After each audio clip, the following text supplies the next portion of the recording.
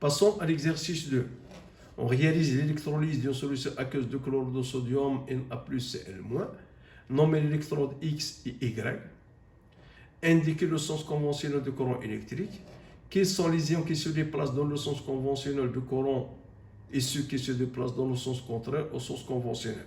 On sait que dans le cas d'un conducteur métallique, le courant électrique est assuré par le déplacement des électrons, mais dans le cas des solutions, on l'appelle des électrolytes, est assuré par les ions. Donc ce sont les ions, et lorsque je parle des ions, ça veut dire des cations et des anions qui assurent le passage du courant dans le cas d'une solution.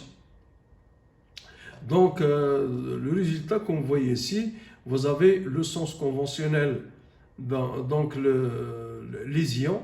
Donc, les ions, vous avez le pôle positif, on l'appelle pôle positif et pôle négatif. Le pôle positif et le pôle négatif.